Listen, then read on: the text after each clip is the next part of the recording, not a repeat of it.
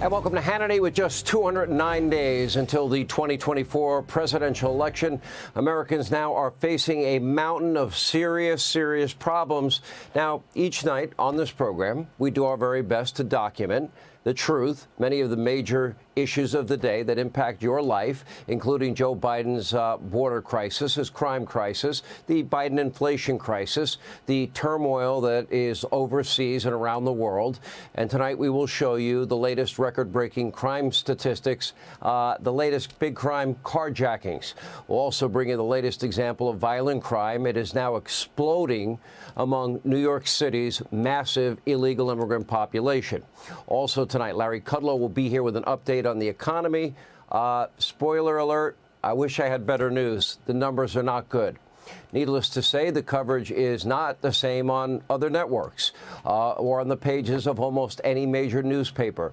Now, these are organizations filled with self-proclaimed journalists. They're not journalists. One big problem, journalism is dead. It is buried.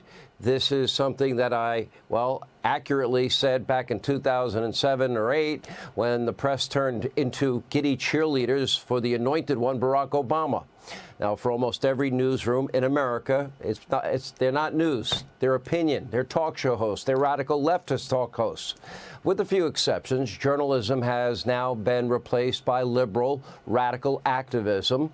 Journalists are far-left hacks, some of them flirting right on the borderline with communism.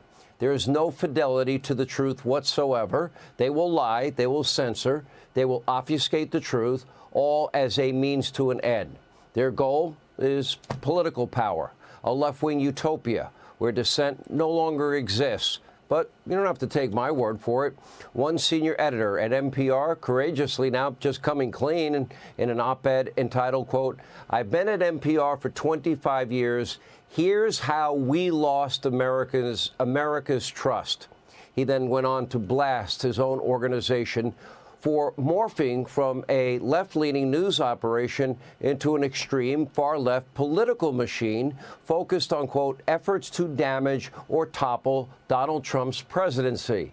He found that the taxpayer-funded national radio station employed, quote, 87 registered Democrats working in editorial positions. How many Republicans? 0. He was critical of NPR's obsession over the Russia hoax and its decision to censor the Hunter Biden laptop story. Quote, "The laptop was newsworthy, but the timeless journalistic instinct of following a hot story lead was being squelched during a meeting with colleagues. I listened as one of NPR's best and most fair-minded journalists said it was good we weren't following the laptop story. Why? Because it could help Donald Trump." Even for a self-described Subaru-driving, Sarah Lawrence-educated, 25-year NPR employee, even that went too far. Now, of course, to no one else at NPR, they don't seem to care. Their operation pretty much mirrors almost every other, quote, newsroom in America. They're not newsrooms. For them, Biden is little more than a spineless, brainless vessel who can be used to implement their radical vision for America. They might even actually see Joe Biden's intellectual shortcomings and his cognitive decline as a positive thing because it then makes it easier to control him. In contrast, they hate Donald Trump. They're not shy about it. They hate the MAGA movement. And more than anything else, they have zero influence over Donald Trump. He deeply offends their virtuous sensibilities. He represents a real threat to America's bloated partisan bureaucracy known as the deep state. He shatters illusions. He's iconoclastic in that way. So no matter how spectacularly Joe Biden is failing as president, he's going to get a free pass and extremely favorable coverage, all while Donald Trump gets dragged through the mud. And here is but the latest example. Take a look. What, in your view, constitutes the primary threat to freedom and democracy at home? Donald Trump. Seriously. Donald Trump uses phrases like, you're going to eviscerate the Constitution, he's going to be a dictator on day one. Joe Biden is lying. Donald Trump did not say any of those things. Trump also didn't direct his Department of Justice to persecute, prosecute his political opponents. That was Joe Biden, the president of this country. Joe Biden is now using America's system of justice as a political weapon.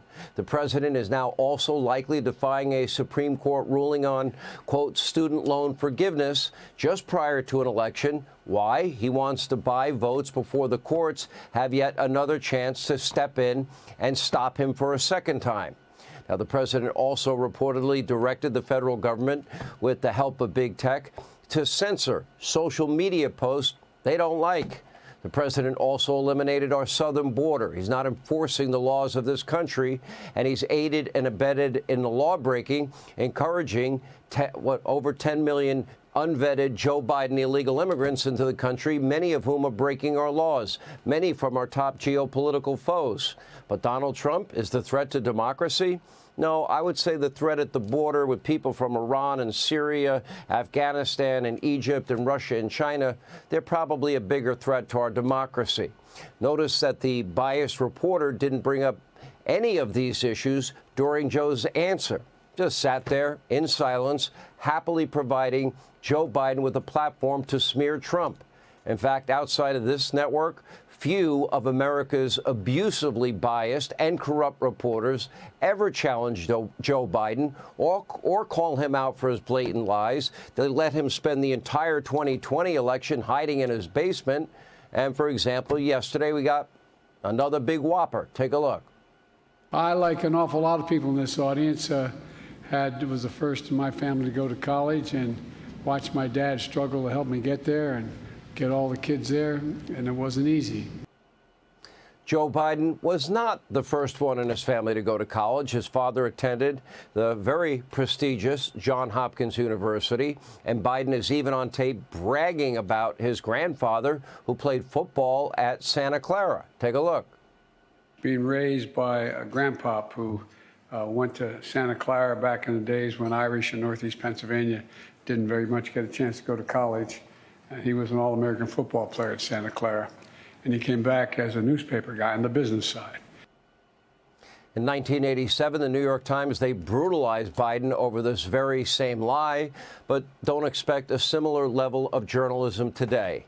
The fact checkers have taken a sabbatical for the last 3 years as Biden lies pretty much with impunity. He lied about leaving Americans behind in Afghanistan. He lied about his own son dying in Iraq. He didn't die in Iraq. He lied about his never meeting with his son or brother or anybody for that matter, their foreign business deals, or ever had any discussions with any of them.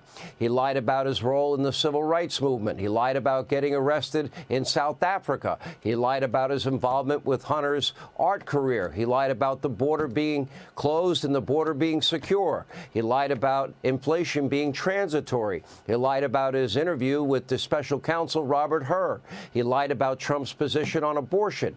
He currently lies about the national debt and deficit going down. And he lied when he promised to support Israel, which is America's closest ally in the Middle East.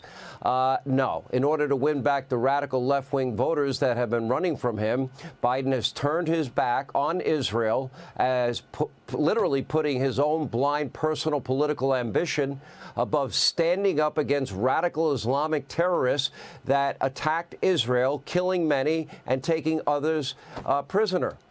You know, Joe is now desperately trying to appease, well, people like this. He wants their vote. Take a look.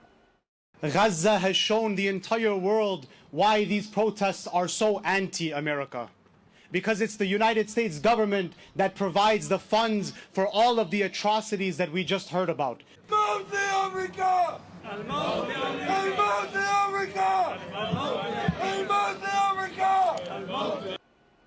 That video, chants of death to America, death to Israel, coming from Dearborn, Michigan, got very little coverage outside of this network. And it wasn't the first time that we have heard calls for Israel to be annihilated from this group, but the media mob doesn't want it to be an issue, especially when Biden is begging for their support.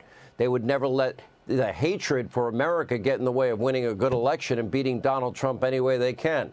So as always, the media mob, they will do whatever it's going to take to cover for Joe Biden, and yet they still claim to be journalists. They are not. They are radical left-wing talk show hosts pretending to be journalists. It is dishonest. It's insulting. And you, the American people, most of you watching this network know better. Hey, Sean Hannity here. Hey, click here to subscribe to Fox News YouTube page and catch our hottest interviews and most compelling analysis. You will not get it anywhere else.